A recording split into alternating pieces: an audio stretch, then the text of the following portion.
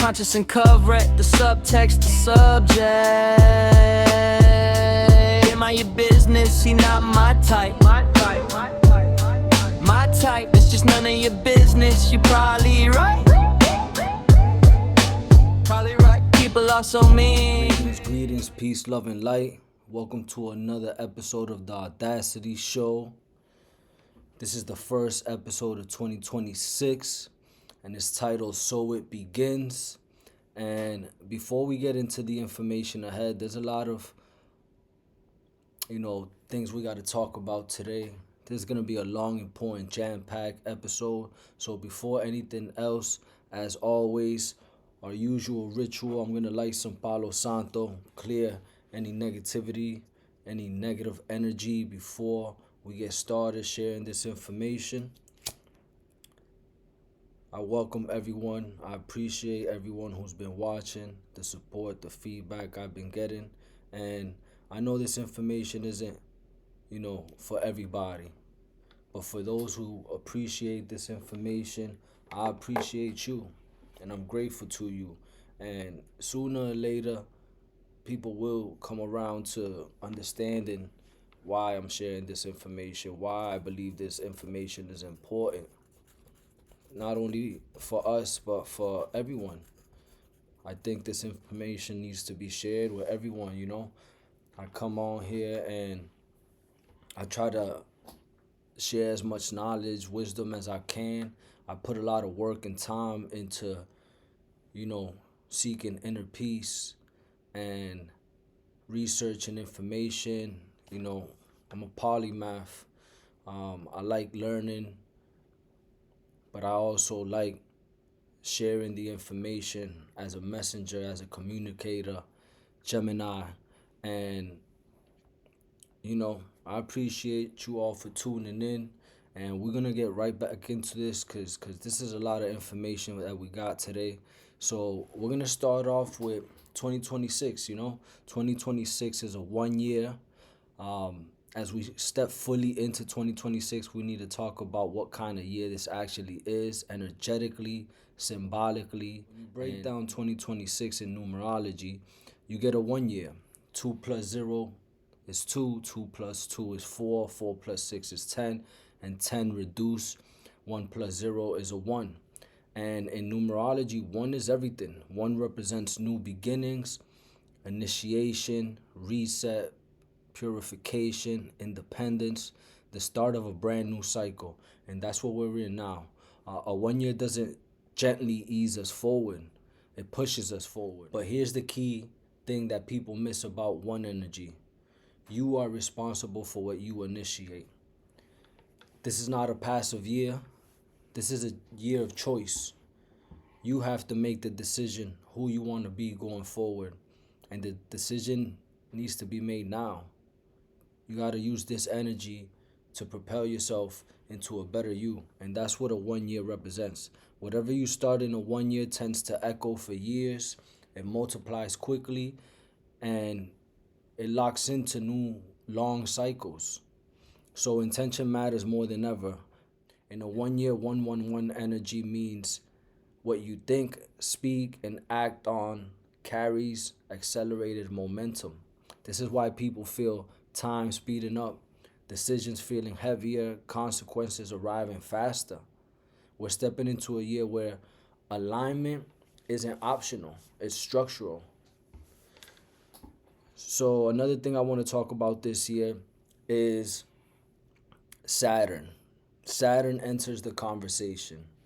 And the reason I want to talk about Saturn is because 2026 carries a very Saturnine tone. Saturn represents time, structure, discipline, karma, accountability, consequences. Saturn doesn't punish, it reveals. And one of the most symbolic indicators of Saturn's presence in 2026 is the number of major observances and holidays that land on Saturdays. Saturday is ruled by Saturn. Saturn Day. Several culturally significant days fall on a Saturday in 2026, including Valentine's Day. February 14th this year is on a Saturday. So that means relationships, love, contracts, Emotional accountability come under Saturn's microscope at this time. July 4th, Independence Day, this year lands on a Saturday.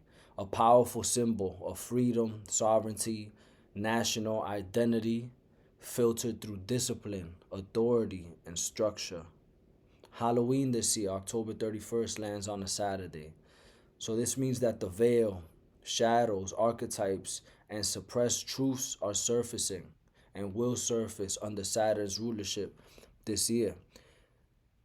Even symbolically, this tells us something important. Saturn is overseeing themes of love, freedom, identity, and shadow. So when you hear 2026 is a 1 year, don't think fresh start. Think more of initiation, responsibility, alignment, structural truth.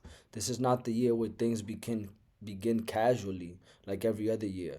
This is the year where what begins seriously, intentionally.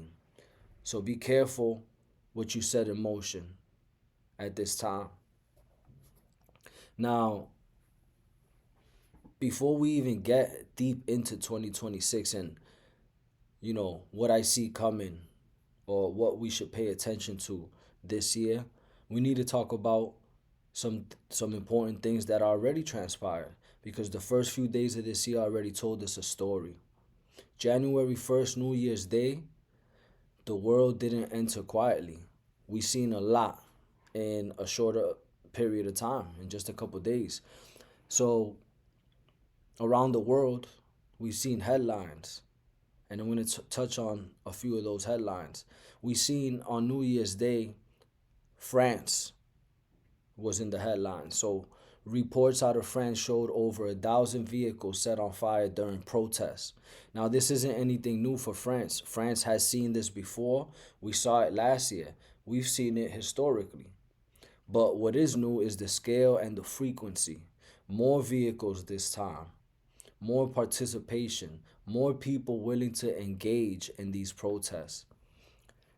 Historically, when France moves like this is not random. Now, Switzerland was in the headlines.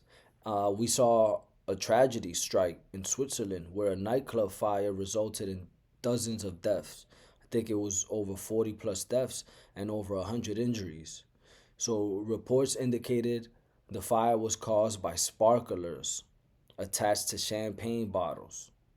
So bottle girls coming out with the champagne bottles, like many of you have seen before in the clubs. This is what caused this fire in Switzerland, and most of them were teenagers, young adults, enjoying, a New Year's celebration. Now, what stood out to me and to many was that people didn't immediately flee the scene. They didn't react normally. Many stood recording, celebrating, and some stood frozen in disbelief. So this wasn't just a fire. This was a reflection of our times right now. The disconnection of the youth, social conditioning, spectator culture, the cost of distraction. That cost lives in this situation. A generation raised to document everything sometimes forgets when to move accordingly. And we must learn from that. We must teach our younger siblings, children, generation to move accordingly. We also seen Ukraine and Russia in the news again. We seen reports that Ukraine alleged that Russia attacked them with over 200 drone attacks in the new year. The message is clear between these two nations that the conflict is not cooling down anytime soon. This is not peacetime energy right now. This is continuation energy from previous years. They've been going back and forth for 3+ years now. We also seen the Netherlands in the news. Another image that stood out to me was a church in the Netherlands. I believe it was the Vendel Church in the Netherlands, on fire, set ablaze. This wasn't just about another church or any building. Symbolically, it felt like what I've been talking about for quite some time. The church, the the narrative of the church and religion itself is under pressure. Not just, Christianity, but institutions of moral authority like the church. Truth is being tested, structures are cracking, and hidden things will surface. Revelations are on the way. We also saw natural disasters. We saw a 6.2 magnitude earthquake in Mexico, a continuing pattern from the past few years, especially last year. I made a whole episode about this. And in San Diego, California, the relentless rain caused widespread flooding out there. They said it was the most rain and water they've seen in years. So this mirrors what we discussed in 2025. Natural disasters, fires, earthquakes, volcanoes, flooding, wildfires, tornadoes, you name it. Whether you view this as scientifically, spiritually, or symbolically, one thing is undeniable. And that is what I've been talking about for a minute, that Mother Earth is active and she is getting aggressive. And we got to pay attention to that. And now we need to talk about what happened this morning. I'm recording this on Saturday, January 3rd, about 10 p.m. Eastern Time. But this morning, we seen a shift. We seen a shift in what's going on in the world. It's unfolding in real time. History's being made in real time. This morning, around 2, 3 a.m., January 3rd, 2026, the U.S. conducted land-based military operations in Venezuela. They targeted the port of Venezuela. They targeted utility sites in Venezuela. And in that operation, they kidnapped the president of Venezuela, Nicolas Maduro, and his wife. They were detained and forcibly removed from the country with the intent to bring them to the U.S. to face criminal charges. Now, this isn't speculation, this is confirmed, and that matters. Like, just a few hours after this was taking place, Trump went on a media run talking about, we're running Venezuela now. This is important because in modern history, this is not really common, right? We've seen leaders flee the country. We've seen leaders resign and step down. We've seen leaders unalived. We've seen economic wars. But the direct seizure of a sitting leader, head of state, and their spouse by U.S. forces represents a major escalation.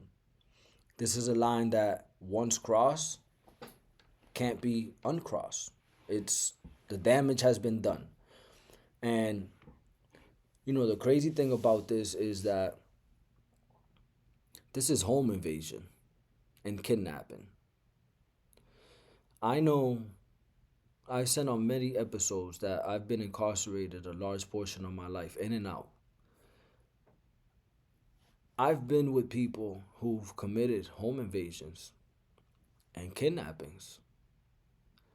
And guess what? Those people got double-digit numbers, 10, 15, 20 years. I'm talking about people that I've seen with these charges sentenced in 2010 are still incarcerated for those actions. So the fact that the U.S. government is conducting the same criminal charges and, getting away with it is mind-boggling. It's hypocritical. The audacity of the U.S. to conduct such an act. It's just crazy. Wild times we're living in, honestly. So The fact that this moment is different, this action sets a new precedent. It signals a shift from proxy pressure to direct intervention. We talked about the Monroe Doctrine in an episode previously, which, according to the US, they can get away with this type of things and just refer back to the Monroe Doctrine. It redefines what sovereignty means in practice. And remember what we talked about earlier. This happened today on a Saturday, the first Saturday of 2026. Saturn Day. Saturn rules authority, law, judgment, consequence, and karma. So this moment will not stay contained to Venezuela alone. It's going to harden alliances. It's going to trigger retaliation. It's going to accelerate tension. It's going to increase instability in Latin America. And it's going to force nations to reassess U.S. power boundaries. Some Venezuelan people are celebrating, just like the Iraqi people celebrated when the U.S. intervened, just like Pakistan and Afghanistan celebrated when the U.S. intervened. We seen what happened to those people. We seen how the U.S. left them for dead. This is a power struggle. The U.S. is flexing their muscle. And this is a dangerous game to be playing right now. 2026 is not a year of negotiation, as we are seeing. It's a year of enforcement. So we have to get ready for what's coming ahead. Now, in this next section, I want to talk about something that's important that I came across back in November 2025, because this wasn't a random blog or a YouTube channel or a conspiracy site. There was an article published by The Economist, one of the most influential global publications in the world. Back in November of 2025, they released an article titled "The World Ahead in 2026." And when you read this article through the lens that we've already laid out, a lot of what we're seeing right now starts to make sense. Now, they started with, I took notes going through this article, and right away in the first couple sentences, they mentioned Trump NATO. This article opened with a phrase that stood out immediately: Trump NATO. A tornado, but with Trump's name embedded in it. And that's intentional language.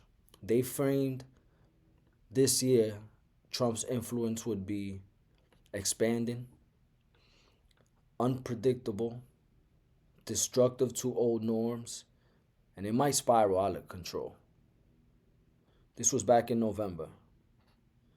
Day 3 of 2026, we've already seen that.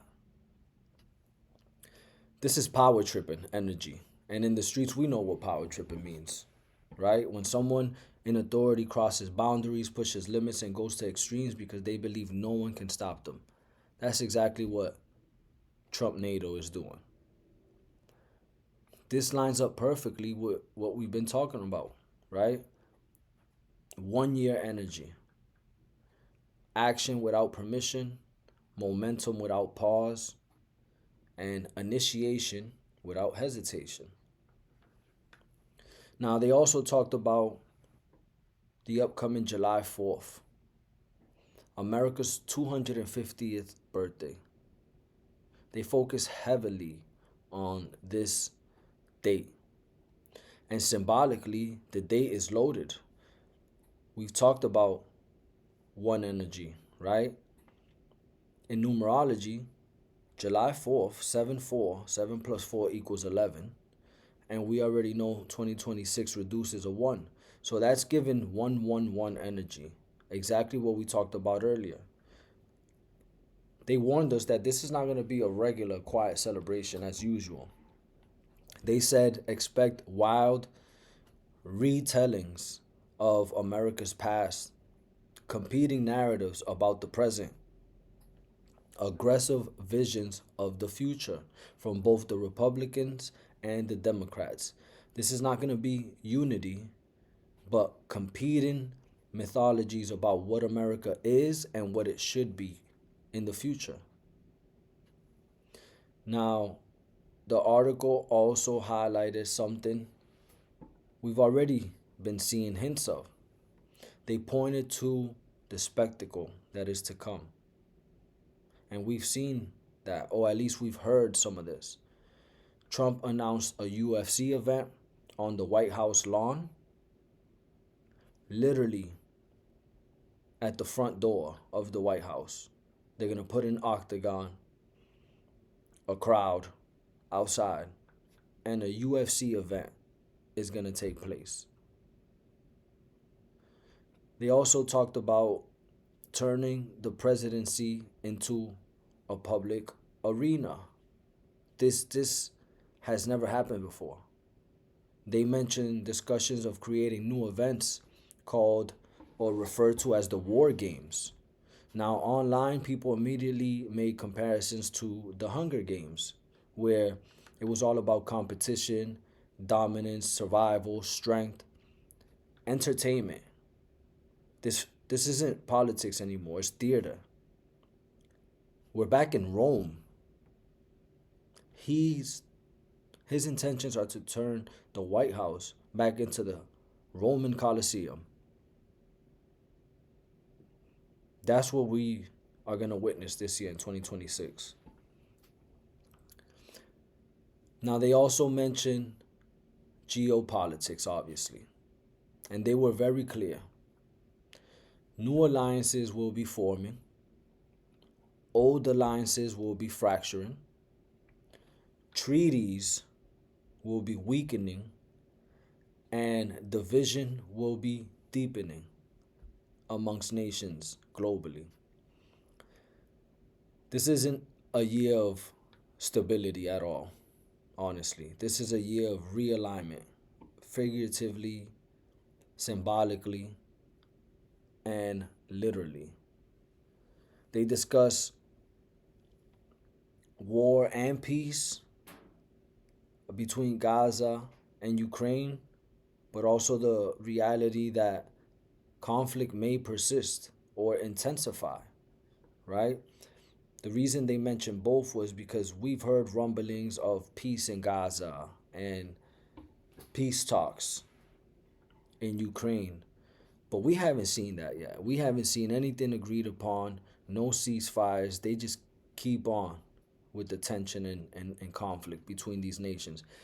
You know, interestingly enough, they also specifically mentioned Sudan and Myanmar, which these are regions that are often overlooked, but critical pressure points, and nonetheless, I have to mention them because they did. So let's pay attention to Sudan and Myanmar this year. They talked about gray zone warfare. And what this means is areas of, I guess, that are up in the air. And what I mean by that is that Russia, they stated, may test the US and NATO in Northern Europe, right? That's considered a gray zone. China may apply pressure near Taiwan in the southern China Sea, another gray zone. And then they laid something a bit, chilling, but honest. They stated, expect warfare not just on land. I've talked about economic warfare, spiritual warfare, biochemical warfare, cyber warfare. Well, they mentioned expect warfare in the Arctic. That aligns with Russia's actions. In the sea, that aligns with what they said about China and Taiwan. They also mentioned in orbit, so in space. We know that many nations around the world have satellite systems out there. Can we see, you know, nations knocking each other's satellites out of orbit? That's a possibility. And obviously, as I mentioned before, cyberspace, cyber security, hacks will intensify at this time. This is no longer, 20th century warfare. This is multi-domain conflict on all levels. They also raise red flags about the financial market. They said we got to keep an eye on the bond market. And this is something that I've also mentioned before. The US bond market is collapsing. That shit is done. I tell people all the time, if you're, 40 and under, there's no point in investing in US bonds, in my opinion. Now, maybe you could do a little 2-year bond, but that's it. I wouldn't even push it to a 5-year bond, honestly, with how things are playing out right now. And I definitely wouldn't invest in a 10 or 20-year bond like they, told our previous generations, our grandparents or whatnot. They invested into these bonds. If your grandparents invested in bonds, it is what it is. But I wouldn't suggest anyone invest in bonds. I've seen people's 401ks. I've looked over my own 401k from employers, and I seen that they invest in bonds, and it's like, what are we doing here? What year are we in? Where we're investing in an IOU certificate. That's not what we're doing now. I always suggest invest in companies because we can physically see what's coming with companies. We can see the balance sheet. That's public information. We can see the innovation.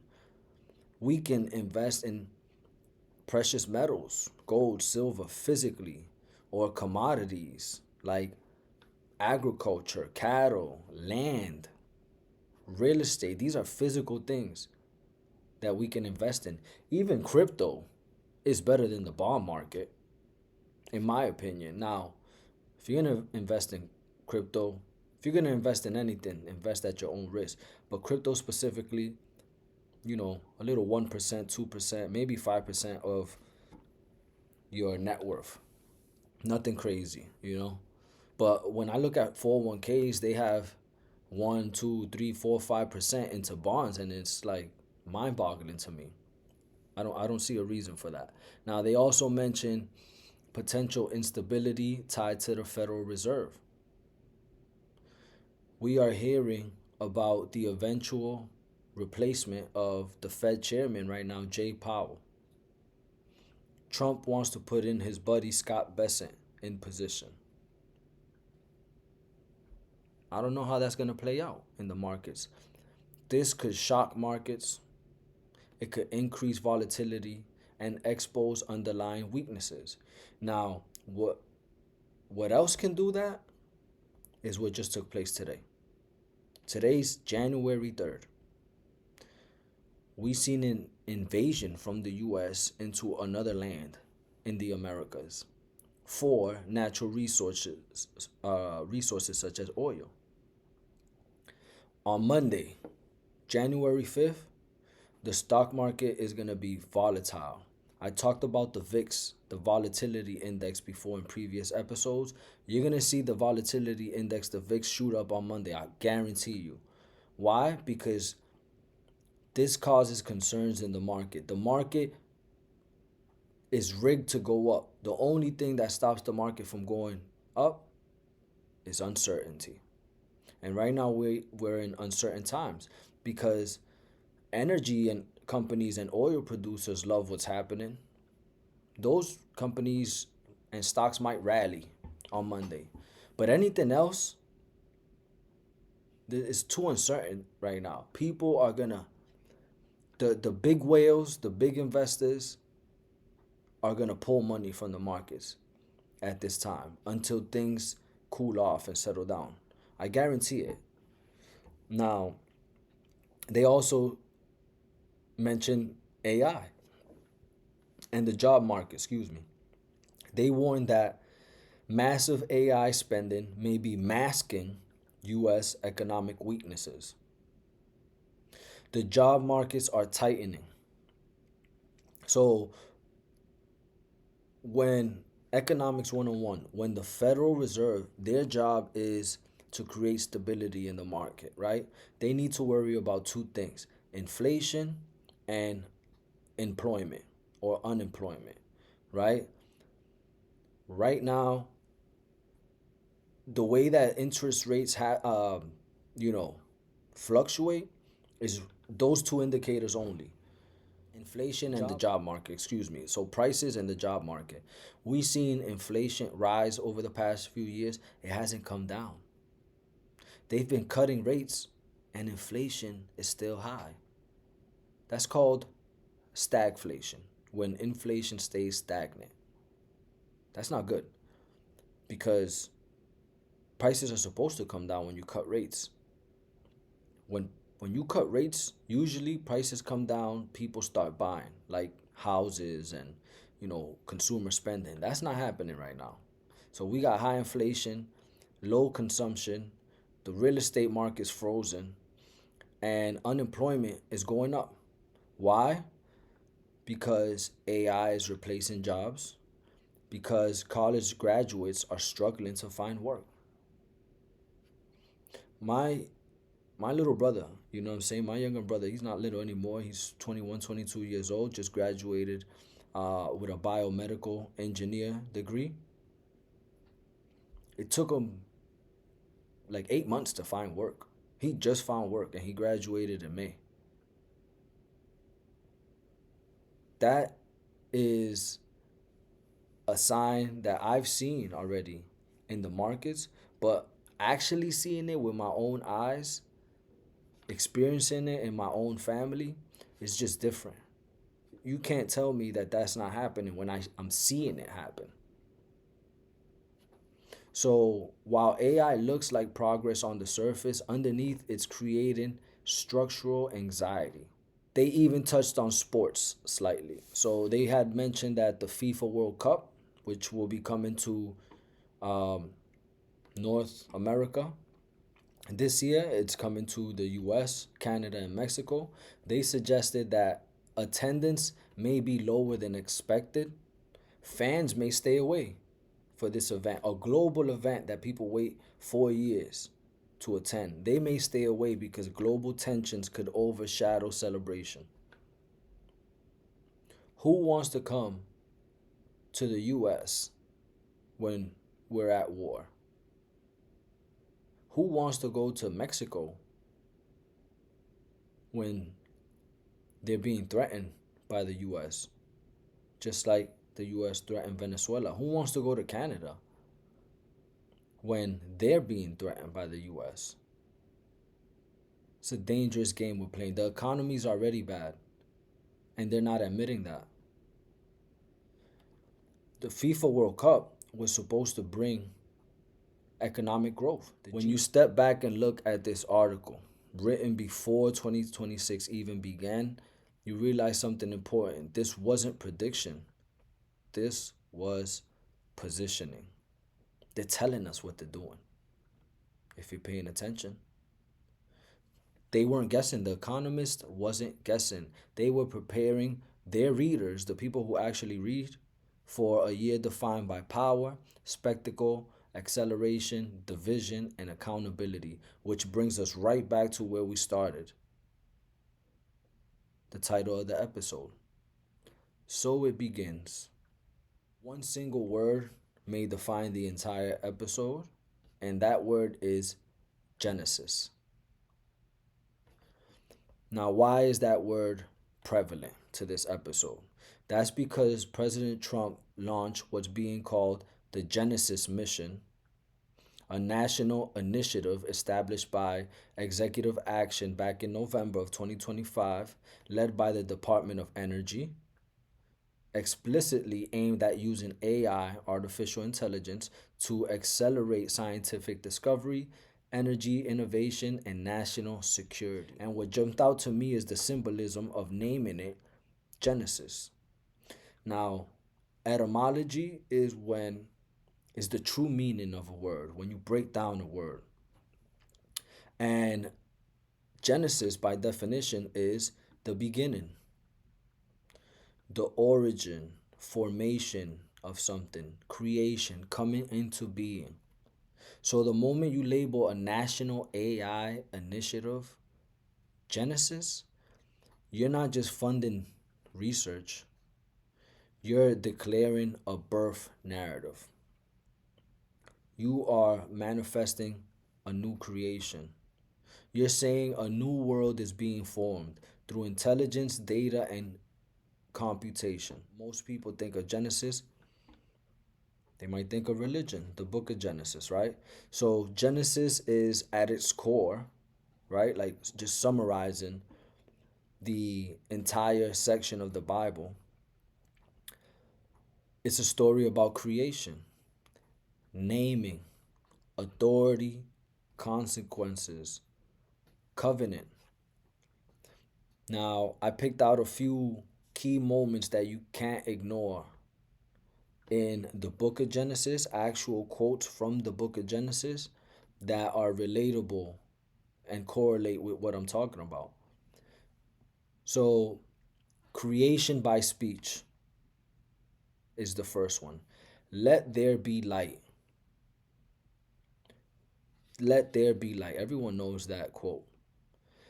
That's creation through command, through word, like today's prompts when we're prompting artificial intelligence. Now, next is humanity as image bearers. Quote, let us make mankind in our own image. That line hits different when we're building machines, AI machines, in the image of human intelligence. Next is cosmic timing and signs that we got to pay attention to. Quote, let there be lights and let them serve as signs, and days and years. Genesis frames the heavens as a clock and a language, just like historical prophecies that I've mentioned in previous episodes, all 2025.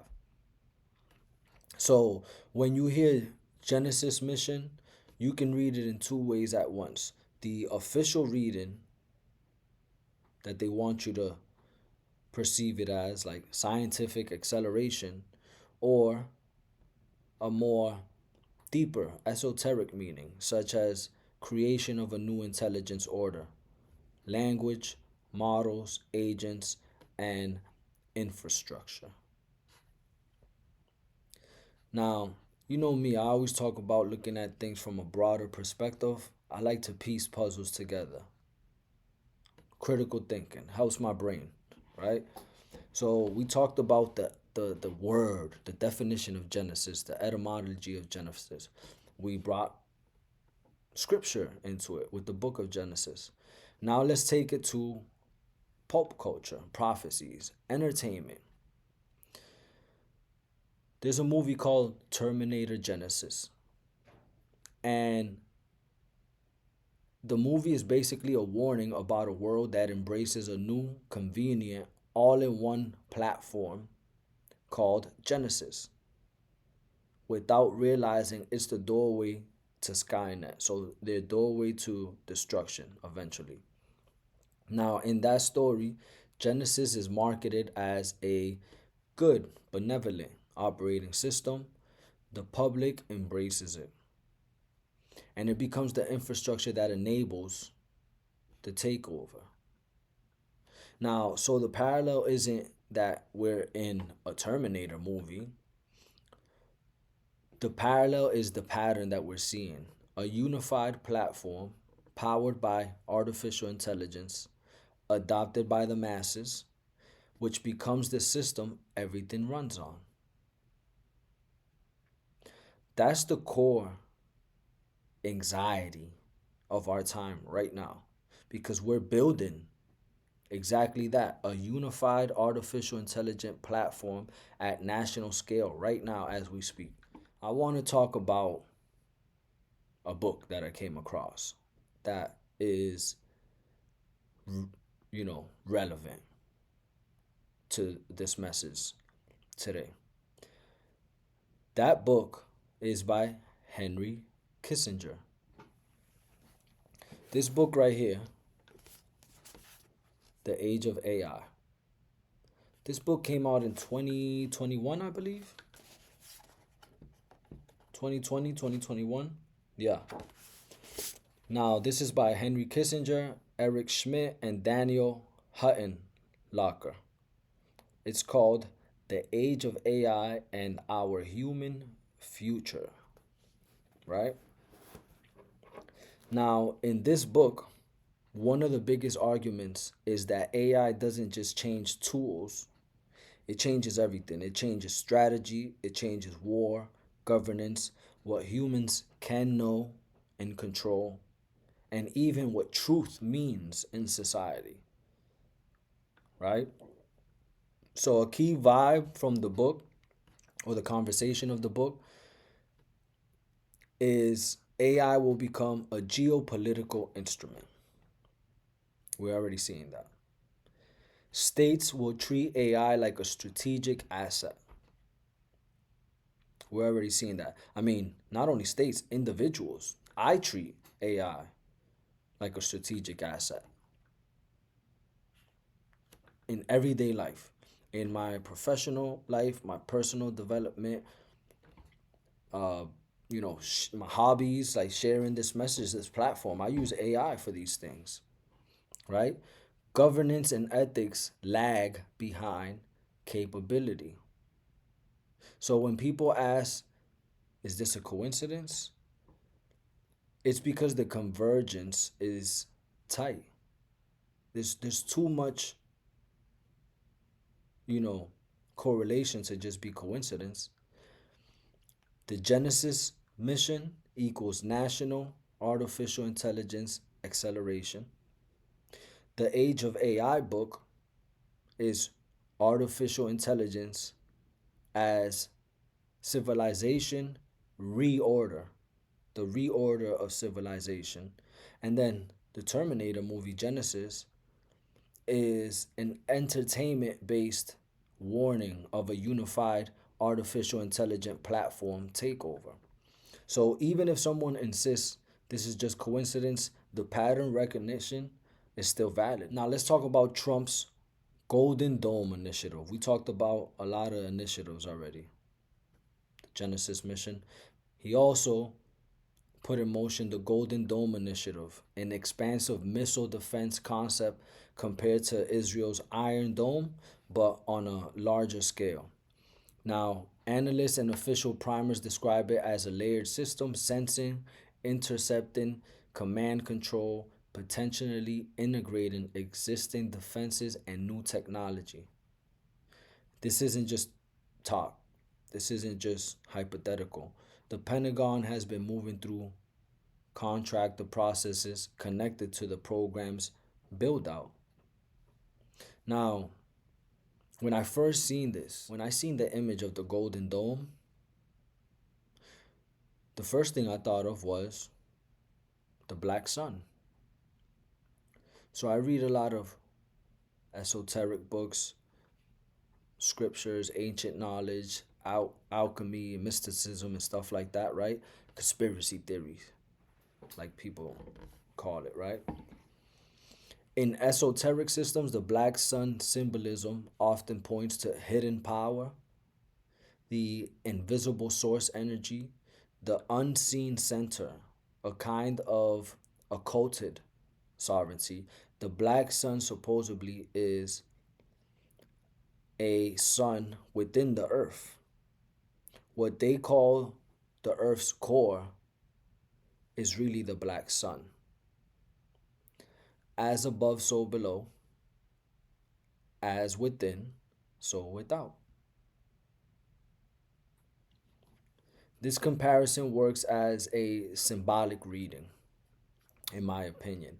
The Golden Dome is a visible technological shield, protection, militarized certainty, according to them. The black sun, on the other hand, is a hidden source, shadow power, unseen governance of the visible world. So that contrast is potent. Gold outside, black center. Now, there has been reporting that SpaceX, Elon Musk company, is preparing for a potential IPO this year. Now, why does SpaceX matter?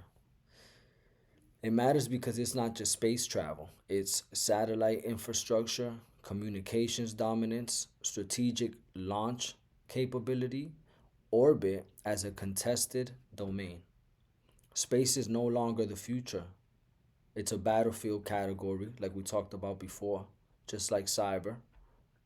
It's now, not the future, it's now. These are documented pathways, or there are documented pathways for his artificial intelligence company, XAI, models being made available to federal agencies and the government. And there's also reporting about defense related AI engagements involving his company, XAI. So we're seeing all of his companies, SpaceX, XAI, Neuralink, Tesla, and his social media platform, X, all run and owned by Elon Musk.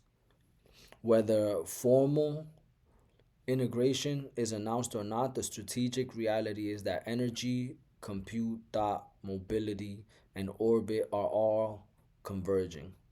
And the state contracts, government contracts, tend to follow capability. They know what he wants to do, and they're putting money behind him to do it.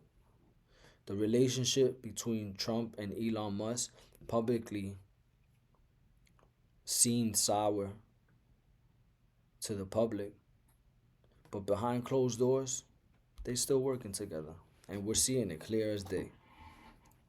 Now, 2026 is a midterm year, and whether people love politics or hate it, I always got to mention it because it's important. It's relevant.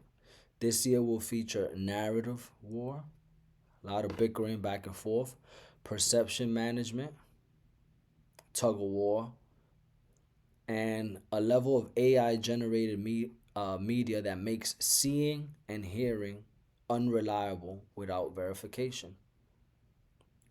We're already hearing that Elon Musk will do anything to support Trump and keep him in power this year. So, what I say is pay attention to what's coming. AI deepfakes are already out there. So, don't believe everything you see or hear anymore. Do the work, study, verify, cross check sources, because deepfakes will be weaponized against us. Now, we're gonna shift into prophecy. I talk a lot about scriptures and prophecy because if you've been paying attention, 2026 already feels like it's moving with a different kind of pressure. And I want to start out with what I talked about in a few episodes ago, the Hopi prophecy. Because the Hopi aren't talking about the end of the world in, you know, like the Hollywood sense, like in movies. They describe something closer to the end of an age, the closing of a world cycle. In Hopi teaching, there's this idea that humanity moves through worlds and that we are at the end of the fourth world and entering the fifth world. It's a transition period marked by purification, cleansing, and a sorting of what is true versus what is artificial. And if you're honest with yourself about the atmosphere right now, globally, personally, this transition energy is exactly what it feels like. Now, they talked about watching the sky. They emphasized to watch the sky, watch the cosmos, watch the signs. As above, so below. What's interesting is that watch the sky, that theme isn't just only from the Hopis.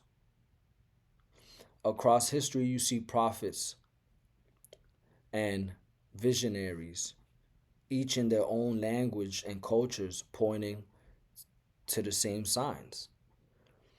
We have Nostradamus, who talked about this symbolically and coded um, emphasis on watching the skies, specifically the sun. Edgar Casey talked about visions of Earth changing and shifting.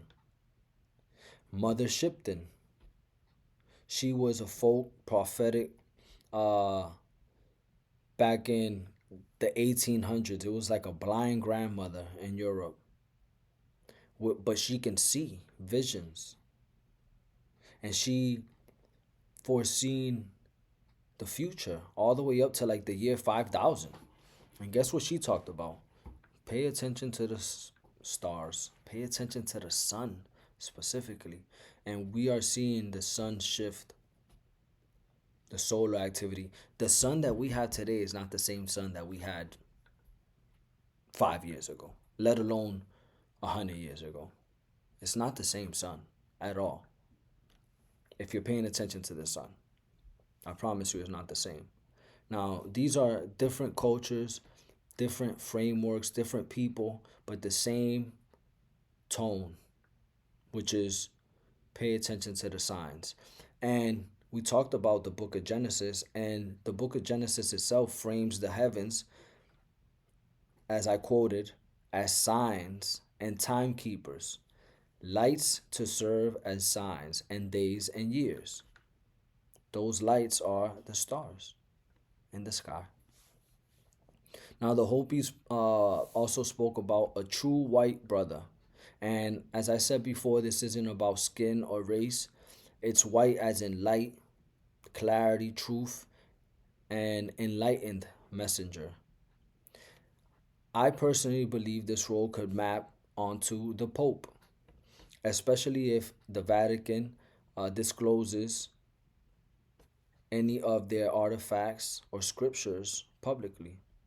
The Vatican represents a concentrated center of history, archives, doctrines, institutional moral authority. So if revelations ever emerged at scale publicly, it could trigger the kind of religious destabilization that we talked about previously, where the form of religion collapses and something new replaces it. The original religion was nature. People worshipped, our ancestors worshipped nature. They worshipped the stars, the sky, the universe, the sun. They paid attention to nature. That is the original religion. That is what we got to go back to.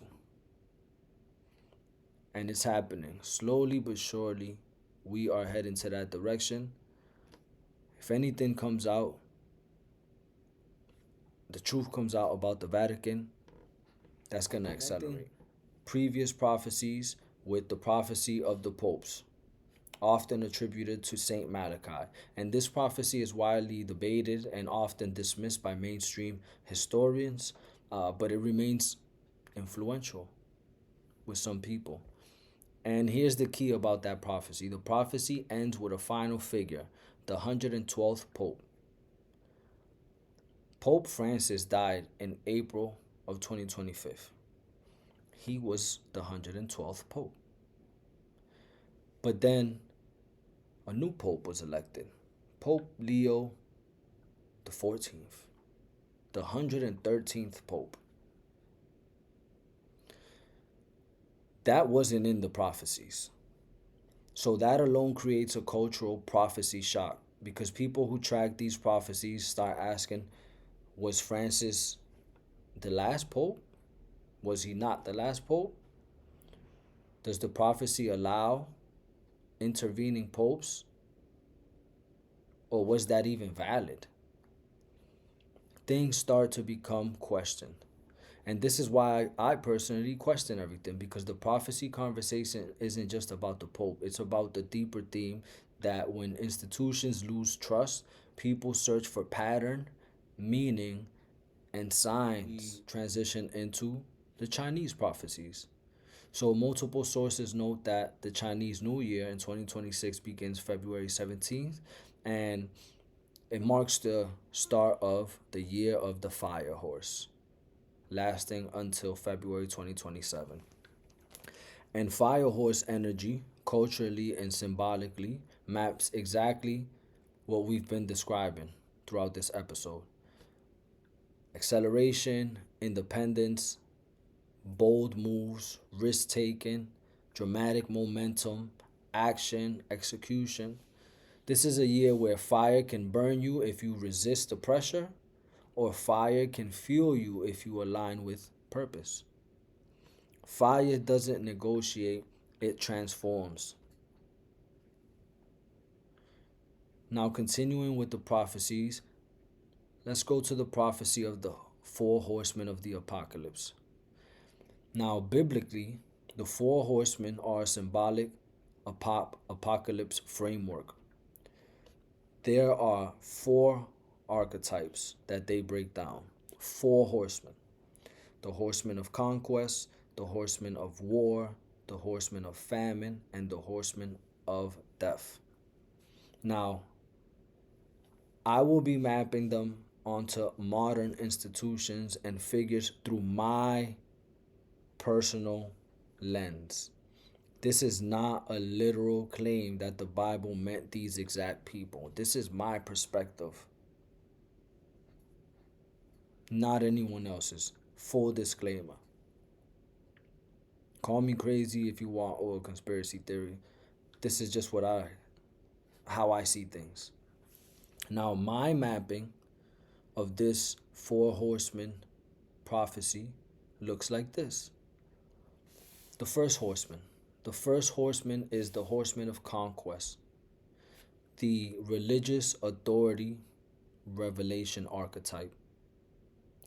I link this horseman to the Pope and the Vatican because conquest here is not only land, it's conquest of narrative, truth, and belief systems. The next horseman is the horseman of war, the direct action archetype. I link this horseman to Donald Trump as the figure embodying escalation, force, and decisive moves, especially with what we covered earlier in the episode that happened just today. The third horseman is the horseman of famine, the economic and scarcity archetype. And I link this horseman to the Federal Reserve, monetary authority, especially if the current chairman, Jay Powell, gets replaced by Trump's pick, Scott Bessent, because famine in modern terms can refer to economics, such as debt, inflation, instability, and access to survival. If we can't afford anything, we starve, figuratively and literally. The fourth horseman is the horseman of death, the transformation disruptive archetype. Keyword disruptive. I link this horseman to Elon Musk. And I don't mean it as death as in literal death, unaliving someone. It's more like death of old industries, such as space, auto, transport, communication, utilities. He has his hands in all of those industries with his companies. The death of old work norms. AI is replacing human production, and he's all about AI. He's building robots. The death of old communication realities.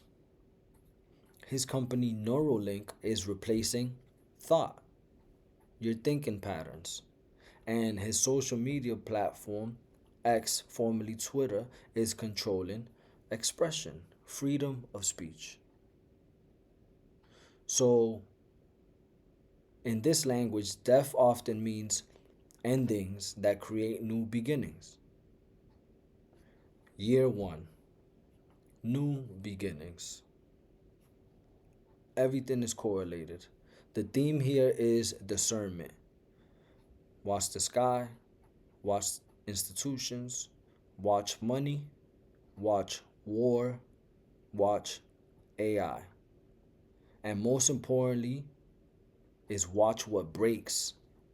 Because the breaking reveals what was never stable in the first place. Order out of chaos. That was my first episode ever.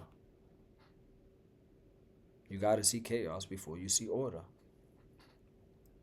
Now, I want to talk about something that I've been, researching and looking into for a while now. And that is the similarities between 1999 and what I believe we're stepping into 2026. You may be asking yourself, what is he talking about? 1999? That was 27 years ago. Well, we're going to get into this. First, we're going to start with numerology again. 1999 was a 1 year. 1 plus 9 is 10, plus 9 is 19, plus 9 is 28. 2 plus 8 is 10, 1 plus 0 is 1. Just like 2026 we broke down, and it's also a 1 year. Both represent initiation, new cycles, system resets, and the start of something that reshapes everything that follows. 1 years don't repeat historically exactly the same, but they always rhyme. Now, what else is similar from 1999 to 2026, you ask? The bubble. The headlines about a bubble. In 1999, the dominant narrative was the internet bubble. Every headline, every channel, every analyst was talking about the internet bubble. People were told this changes everything. You can't miss this. The future is here. Now we fast forward to 2026 today, and you replace the internet bubble with the AI bubble. We're hearing the same narrative. This changes everything. You can't miss this. The future is here. Same language, same hype, same fear, same promise. Different technology, but it's the same psychology. Next, we have the Y2K panic and the AI and deepfake panic. In 1999, the world was worried about Y2K. I remember in 1999, I was a kid. I was probably like, I don't know, what is that? 10 years old, if that. And I vividly remember that because it was just so, it was everywhere. It dominated everything. I remember going to my aunt's house and the news was talking about the end of the world and no, usually in New Year's Day, you're excited for the countdown for the new year to begin. Nobody wanted 99 to end. Nobody wanted for 2000 to begin. I vividly remember that in 1999, I was at my aunt's house, and when the countdown struck 0, my uncle shut off the lights, and everybody started panicking. Everybody freaked out, like, oh my God, there's a blackout, and it was funny at the time, right? It was kind of scary, But people feared that computer systems would fail, infrastructure would collapse, banks, power grids, airplanes would malfunction, society itself might freeze overnight. That's what they were saying. The fear wasn't irrational, though. It was rooted in dependence on these systems that people didn't fully understand yet. Fast forward 2026, Y2K is replaced with AI. We don't understand it yet. Deep fakes, right? Misrepresentation, misinformation. Synthetic media. We don't know what to believe. Algorithms making decisions for us. Today's fear isn't will computers crash? It's can we trust anything these systems generate, right? So again, it's the same fear, new technology, same dependence. We depended on the internet in 99. We are depending on artificial intelligence going forward. Back in 99, President Bill Clinton's impeachment was finalized in 99. It dominated headlines, it divided the country, it eroded trust in institutions. Now in 2026, we're hearing rumblings of impeachment again, this time surrounding Donald Trump. He was already impeached in 2018. Now, I thought impeachment meant you get voted out, you get kicked out the White House. Apparently, you get impeached and still run the country. I don't know what it means anymore. But these are different figures, the same mechanism. Impeachment isn't just legal, it's symbolic. It signals institutional stress, power struggles, a loss of consensus, a loss of trust amongst the people. Also, what happened in 99 was domestic terrorism. In 1999, we experienced the Columbine High School massacre in Colorado, infamous um, in history, right? Especially U.S. history. It wasn't just a tragedy, it was a threshold moment. It marked a new era of domestic violence, domestic terrorism, a loss of innocence, and it was the beginning of a long, unresolved national trauma. So when I asked whether 2026 could see increased mass violence, domestic terror events, psychological breakdowns, I'm not predicting anything. I'm observing historical patterns. Pay attention to the news. Stay alert. Stay on point. Stay out of, large crowds. I gotta hit every industry. Sports. Talked about sports. Why sports? Well, in 1999, the Denver Broncos, won the Super Bowl. In 2026, today, the Denver Broncos currently hold the best overall record in the NFL right now. Now, the Super Bowl isn't till another month away, but it's interesting to see that in 99 they were the number one team. In 2026 so far, they've been the number one team. What's more interesting is that the Broncos mascot and logo is the fire horse. 2026 in Chinese prophecies, the Chinese zodiac is the fire horse. Is that a coincidence? Perhaps. But I expect them personally to make a deep run because I pay attention to the signs. I may be wrong. We're going to see. Now, let's talk about something important. This is going to hit different right now. Let's talk about one of my favorite movies ever that was released in 1999. One of the most important films ever created. The Matrix. Now, at its core, The Matrix is not about machines, it's not about the future, it's about reality. It's about who controls reality, who defines reality, and whether we're brave enough to question what is reality. And the reason, I'm a fanatic of The Matrix, I've seen all of them. Guess what I've been hearing lately? In the news, I've seen they might come out with a new Matrix this year. Or at least they're working on one this year. That's interesting, right?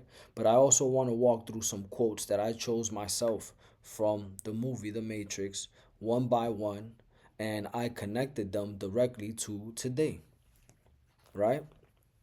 So we're going to start off with Agent Smith, right? The villain in the movie. Quote, "It was the year 1999. I believe that as a species, human beings define their reality through misery and suffering. And the interpretation I got from that is that modern systems still promote fear, outrage, and suffering because those emotions are the easiest to control in humans, right?" Now, next quote, he stated, "I've realized that the vast majority of you in this system are not ready to be unplugged." The interpretation of that is most people today prefer comfort and familiar over truth, conformity over truth, even when the truth is available. This is the most available information has ever been in the history of mankind. The mass, the vast majority of you in this system are not ready to be unplugged. I literally started off this episode by saying, I know this information isn't for everybody. I know people ignore this information. I don't even get enough views as I should be. This should be hitting millions. You know what I'm saying? Not for my pockets, but for the information, for the knowledge. Instead, not many people pay attention to it. Interesting, right? Now, he also stated that never send a human to do a machine's job, right? And my interpretation of that is that artificial intelligence is increasingly replacing human decision making in areas we once believed required judgment and a human soul. But like Agent Smith said, never send a human to do a machine's job. They're too emotional. They're unreliable, right? Now, a few quotes from Morpheus in the movie. He stated, "I'm trying to free your mind, but I can only show you the door. You're the one that has to walk through it." He was talking to Neo. Neo backwards is one, the one. 1 year. "I'm trying to free your mind, Neo." The interpretation I got from that is that no amount of information matters if people refuse personal responsibility for awakening. If you refuse to take in this information, that's on you. You've chosen your path, you know? I'm just trying to free your mind. Now, he also stated, don't think who you are, know who you are. And my interpretation of this is identity is no longer about belief. It's not about any beliefs that society, you know, forced us into. It's no longer about what you see or hear. It's about self-definition in a world trying to label you. It's about what you know. Know you are special. Know you are limitless. Don't think you are. Know you are. Now, he also states you have to let it all go, Neo. Fear, doubt, and disbelief. Free your mind. This means that fear is the primary barrier preventing people from adapting to rapid change. Fear is the only barrier we face. And that barrier is created by ourselves, right? He states that, remember, all I'm offering is the truth, nothing more. Truth doesn't promise comfort, it demands courage. You have to be brave, you have to be courageous, you have to be audacious. You have to have the audacity to seek inner truth, to come across this information and question it and look into more resources and piece the pieces to the puzzle together to free yourself, to free your mind.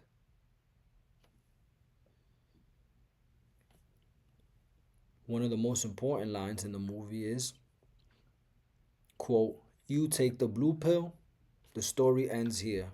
You wake up in your bed and believe whatever you want to believe. If you take the red pill, you stay in Wonderland, and I show you how deep the rabbit hole goes." Now, what this means is that we now live in an era where realities are optional, but truth requires sacrifice. Which reality you believe in is your choice. Will you take the blue pill or the red pill? A lot of people out there have already made that decision. They're comfortable where they're at. Conformity. They don't want to know the truth. They're too emotional for the truth. Well, it is what it is. Now, the architect in the movie stated, "Denial is the most predictable of all human responses."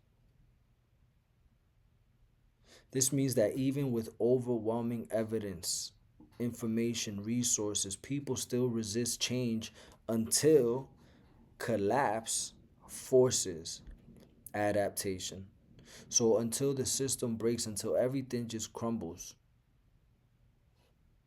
that's when you're going to react. Now, the oracle stated, "What do all men with power want?" That's more power. Power structures rarely self-limit, right? That's what that means. They expand until challenged or broken. Unless we challenge their power, unless we stand up for ourselves, they're going to continue to power trip. Now, Neo's quote states, "I don't like the idea that I'm not in control of my life." And the interpretation I got from this is that the loss of autonomy is the defining anxiety in today's world, specifically in the AI age, right?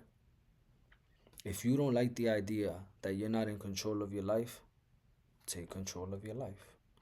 Take back control, reclaim the power. Only you can.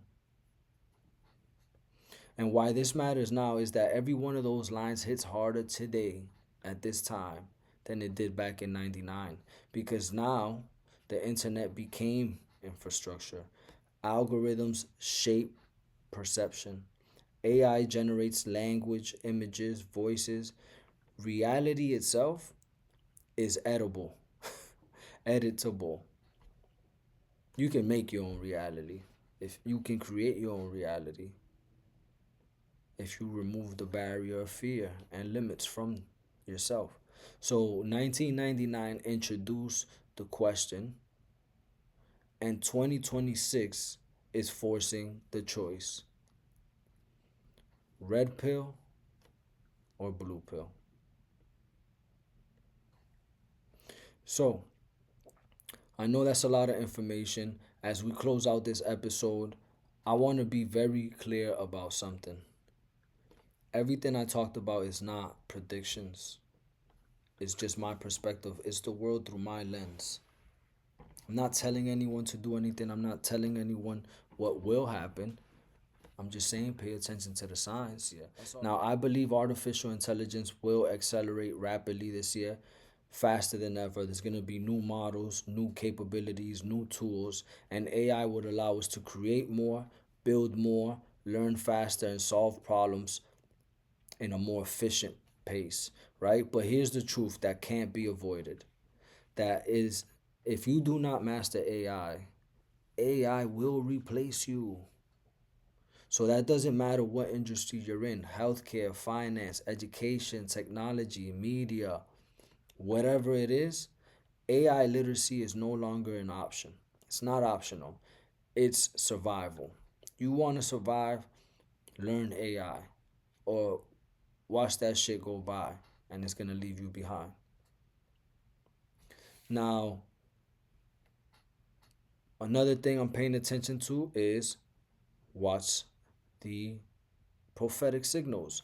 I also believe we need to stay observant, but not obsessed, right? We don't got to panic and fear anything. We just got to be aware of what's happening. We got to pay attention to the sky. We got to pay attention to what the Pope says. We got to, any revelations from the Vatican, anything that shifts religious or institutional narratives. We talked earlier about prophecies from Peru, the shamans in Peru that said President Maduro would flee the country. And we saw that play out on the third day of 2026, literally today. The shamans of Peru, I believe I said this in my last episode, to end 2025, they predicted President Maduro would flee Venezuela. They never said he would be unalived or anything. They said he would flee. Well, today, guess what? He was abducted and he fled. They forcibly, you know, took him out. Those same shamans in Peru predicted Trump becoming ill this year. Full disclaimer, I'm not wishing nothing on nobody. But that's interesting because The Simpsons predicted this back in the 90s in the episode where he became ill. And that was before the 2028 elections in that episode. I'm not saying none of this will happen. I'm saying watch and don't dismiss it.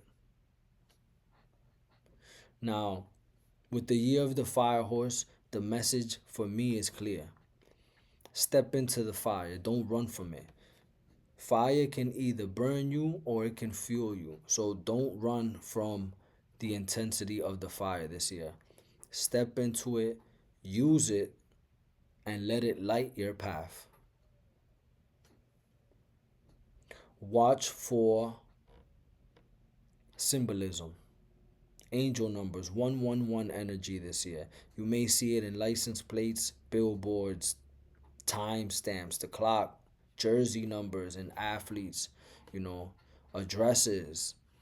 These moments are reminders of initiation, alignment, and conscious choice. And I talked about earlier the importance of July this year. Keep an eye on July 4th.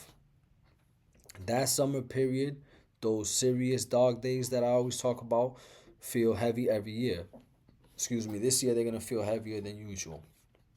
I'm going to be doing a whole episode on that this year, inshallah. But trust me, July matters this year. It will. Pay attention, stay aware, but not paranoid, like I said, to the changes in the earth. Mother Earth is speaking, and we have to listen. Edgar Casey prophesized, the visionary. He spoke about this. He spoke about the earth cleansing. He spoke about volcanoes, earthquakes, and he specifically mentioned the West Coast, California, Japan, Northern Europe, and New York City. He also stated that the middle of the U.S., the states in the middle of the U.S., southern Canada, and parts of Russia would be safe zones in the times of, disaster. And he especially warned us about two specific mountains, volcanoes, to pay attention to. One is Mount Vesuvius in Italy. The other is Mount Pelee in the Caribbean island, Martinique. He stated that those are two volcanoes, important mountains on polar opposites of the world, of the planet, and we have to pay attention to activity. The mountains in Italy already have been seeing volcanic activity since December 27th. We haven't heard anything from Mount Pele in the Caribbean yet, and I hope we don't. But he did specifically say to watch those uh, volcanoes, and God forbid if they both erupt, stay away from the coastlines. That's why he talked about New York, California, and to center in the U.S. if necessary. I pray and hope that never comes to fruition. But again, this is not fear mongering, it's just awareness. I feel I would be doing a disservice if I came across this information and didn't share it. I'm not gatekeeping anything. Now, I always like to talk about the financial markets. I'm into stocks, I'm into the financial markets. We talked about it a little bit earlier. I'm into economics and business. Now, from first and foremost, this is my perspective. This is not financial advice. Full disclaimer, invest at your own risk. Investing has significant risks. So do your research, make your own decisions. Don't come see me for anything, because if the information I share, if you hit the jackpot, I'm not getting paid anything for that, right? So don't come, you know, crying if you invest all your life savings into a stock and it tanks. So, from a financial standpoint, for this year, I believe that the first half of this year will be relatively steady. I think we're going to see some volatility, but generally flat to slightly even positive at the, first half of the year. Now, second half is a different story. I believe, maybe like usually September, October are the worst months every year. I believe September, October this year are going to trigger a decline. It might move sideways for a bit, but the end of 2026 and going into 2027, man, listen, trim your positions or at least hedge your positions, right? So positioning matters at this time. I'm going to provide a couple stock picks I believe are going to do well this year. My top two picks of this year, full disclosure, are already in my portfolio, and those are Amazon, ticker symbol AMZN, and Google, ticker symbol GOOGL. Amazon has lagged all the other mega cap stocks the past couple years. Every time Amazon consolidates, which means it goes sideways for a bit, when it breaks out heavy. It takes off. And then it consolidates again. Well, guess what? 2022, it declined. 23, it took off. 24 and 25 been a little sideways. I believe 26 is going to take off again. That's just my opinion. Google. Google has been one of those laggards the past couple years until last year. It took off. It was up like 100% since the April lows. I called Google. It was like $140, $150. Google's over $300 today. So it literally doubled since I called it in April of last year. I think that's going to continue. They're doing a lot with AI and all of this. Gemini is taking off. Google is a name to look out for. Now, those are my two favorite stocks. Now, my top ETFs, and ETFs, for anyone who doesn't know what an ETF is just like a basket of stocks, usually in a sector. So you can pick like, financial sector, technology sector, and stuff like that, right? My top ETFs this year, I'm going to give you four. I'm going to start off with cybersecurity. I've been mentioning this since last year, since probably 2024. cybersecurity. Instead of picking actual stocks, just get a basket of stocks, an ETF. That ETF is cyber, CIBR. The next stock or the next ETF I'm gonna recommend or I'm looking for is XLE, ticker symbol XLE. That is the energy sector basket. With all this talk about oil and everything that's going on in the world and energy, and we talked about the Economist talking about clean energy, geothermal energy. Go, you know what I'm saying? XLE should go crazy this year. And especially, usually, the energy sector, XLE, does well when everything else is flat or declining. In 2022, technology went down 50 plus percent. Bear market. XLE, the energy sector, took off that year. There was companies that were up over 100%. So pay attention to energy this year. On that note, I got two ETFs that are fairly new to me, honestly, but I'm paying attention to the signs, I'm paying attention to the headlines, and I think these are ETFs that will do well this year. And I've back tested it. I looked at what they did last year. They did great towards the second half of last year. I think they're going to take off this year. The first one is ticker symbol NLER. Excuse me, no. NLR. Nuclear energy.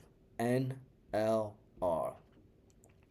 We seen what happened, you know, with the nuclear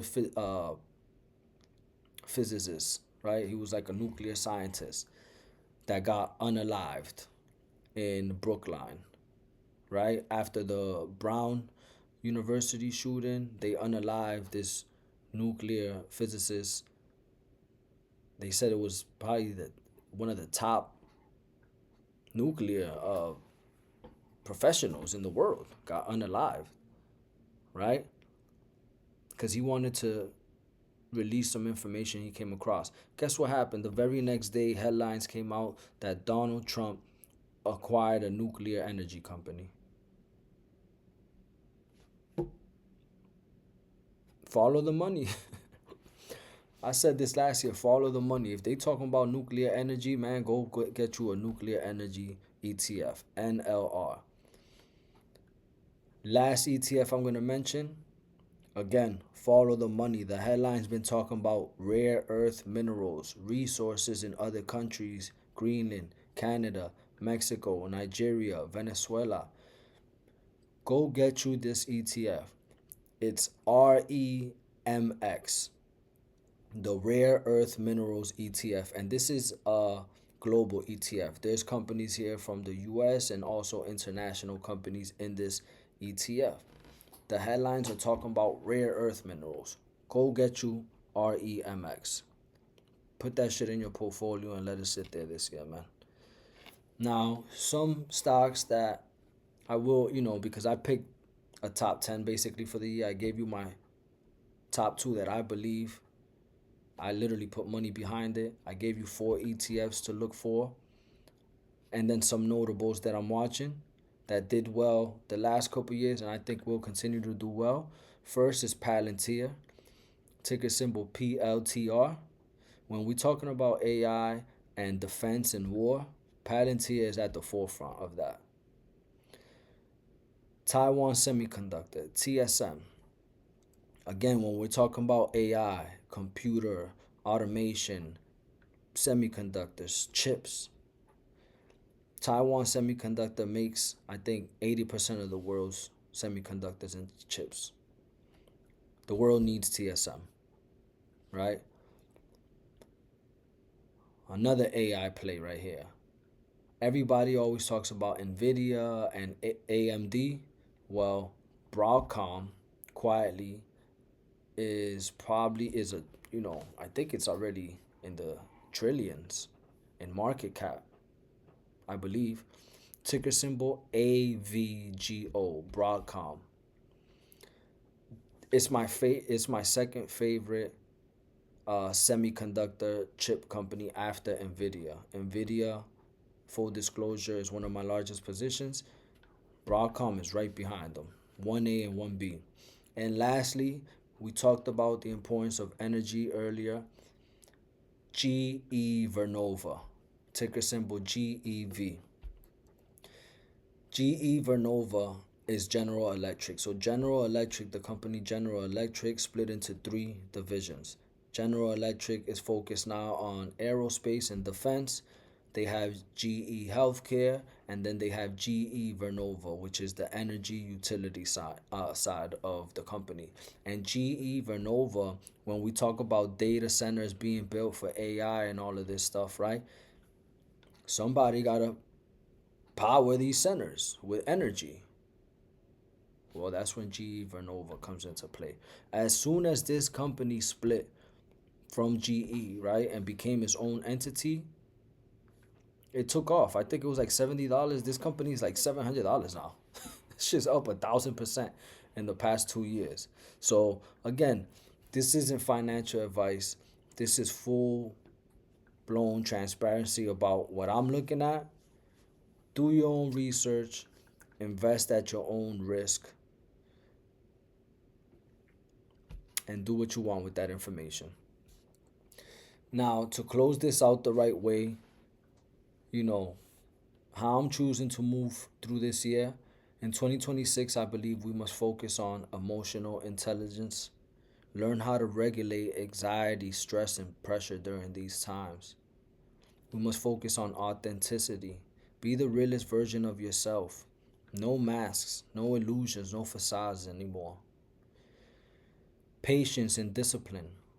Do not panic at this time. Do not rush into anything. Do everything accordingly, strategically. Action with planning. Take action, but intelligently, intentionally. Adaptability. Be fluid. Like Bruce Lee says, be water. Right? Learn fast, adjust quickly. Use AI to help you learn these things and adapt. Boldness and courage at this time. This is not a year for shrinking and, being down on yourself. Go make some shit happen. Inner strength. Exercise. Meditate. Journal. Do some shadow work. Build your inner truth, your inner self. Alignment. Align with yourself. Align with nature. Align with your higher consciousness and your purpose. Rejection of conformity. Do not comply blindly anymore. Right? Follow what you believe in. And last but not least, advocacy. Advocacy for yourself, for your family, for your community, for humanity as a whole. Advocate for others. If you see injustice, speak up. If you have influence, use it. If you can help someone, help them. This is how we move through this year. Peace, love, and light to everybody. Thank you for being here. This has been one of the most important episodes so far on the Audacity Show. I appreciate your time, your viewership. Peace, love, and light. End the transmission. And I'ma tell you. They want me to be mad at you. Oh, they want you to be mad at me. But if we see that we're free, the audacity. Then I'ma tell you the audacity to begin. I'ma tell you.